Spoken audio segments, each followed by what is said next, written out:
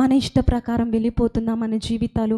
ఎన్నోసార్లు చూడండి, నా పిల్లలు ఇలానే ఉండాలి, ఇలానే చేయాలి, ఇలానే ఉండాలి అని ఎన్నోసార్లు లోక సంబంధమైన కార్యాలను ఆలోచిస్తూ ఎన్నోసార్లు దేవుణ్ణి కూడా పక్కన పెట్టేసి దేవునికి కూడా కాదనుకొని ఎన్నోసార్లు నా జీవితంలో ఇది జరగాలి, నా జీవితంలో ఇది అవ్వాలని మన ఇష్టాల గురించి అడగడం కన్నా, దేవా ఆ కుష్టి వ్యాధి కలిగిన వ్యక్తి వలె నీకు ఇష్టమైతేనే నన్ను ఏం చేయయా, బాగు చేయి, నీకు ఇష్టమైతే ఈ కార్యం చేయి నా జీవితంలో.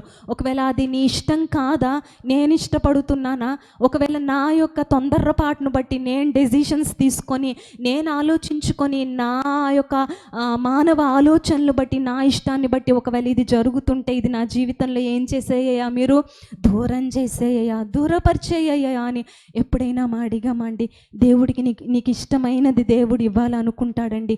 కొన్నిసార్లు ఆ ఇష్టము ఒకవేళ మన జీవితంలో మన భవిష్యత్తులో ఒకవేళ నష్టం కలిగించేది అంటే దేవుడు అప్పుడు ఆ పరిస్థితి నుండి మనల్ని ఏం చేసేస్తాడు? ఒకవేళ నీకు ఇష్టమైనదని దేవుడిని అడిగినా కూడా అది జరగకుండా దేవుడు ఏం చేస్తాడు?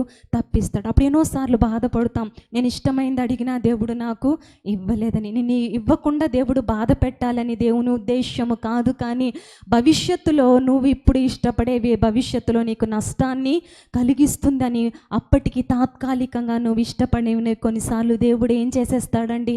దూరం చేస్తాడు. హల్లెలూయా.